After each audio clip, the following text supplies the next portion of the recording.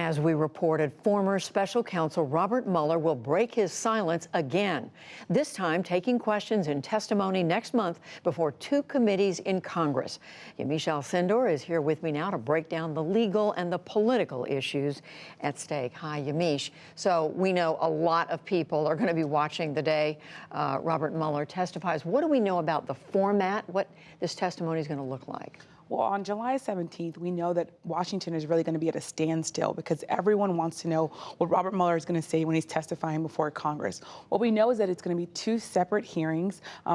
First, he's going to testify before the House Judiciary Committee. Then in the same room, the House Intel Committee is going to question him. From there, we know that they're going to go into at least one or possibly two executive sessions. These are going to be closed-door sessions with Robert Mueller's team. He may or may not be part of those sessions. Those sessions are going to be talking about classified information, possibly talking about the redacted portions of the report that the public hasn't seen, and also talking about ongoing criminal investigations that might be involving Trump's associates. So the other thing that we know is that we're not sure whether or not the White House and the DOJ are going to have lawyers present for this testimony. That's very important because White House lawyers have stopped people like Hope Hicks, the former White House communications director, from answering some questions. So it's going to be something very close to watch whether or not they're allowed in the room. So what do Democrats think that they're going to get? What do they think he's going to say?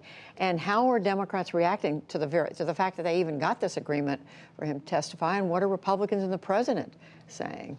Well, Democrats are really hoping for a breakthrough moment where Robert Mueller really says something very important. And Republicans are essentially saying this is all a waste of time.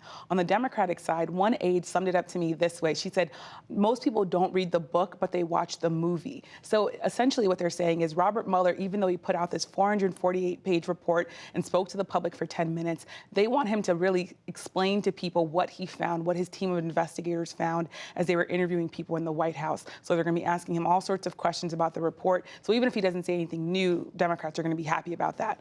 On the Republican side, Rudy Giuliani texted me yesterday, and he said, who cares, when I asked him whether or not he had comment on this. President Trump has also said, why is Robert Mueller having to testify? It's ongoing. He also accused Robert Mueller of wrongdoing and said that he unfairly and illegally deleted emails between two FBI officials who had been talking disparagingly about the president. It's important to note there's no evidence that Robert Mueller had any wrongdoing or did anything wrong as former special counsel, but the president's putting that out there.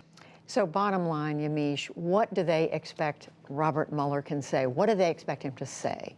Well, here's what Robert Mueller had to say on May 29th when he was talking about that very issue. Any testimony from this office would not go beyond our report. It contains our findings and analysis and the reasons for the decisions we made. We chose those words carefully, and the work speaks for itself. And the report is my testimony.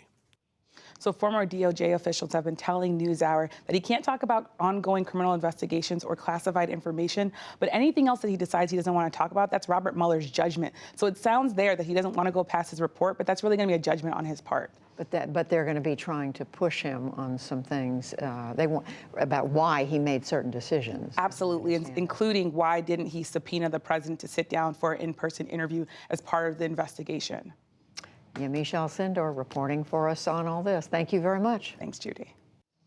And in a related development today, executives of top tech companies, Facebook, Google, and Twitter, in an appearance before Congress, expressed concerns that Russia would repeat what it did in 2016, use tonight's debate to begin to foment political conflict in the U.S. using social media.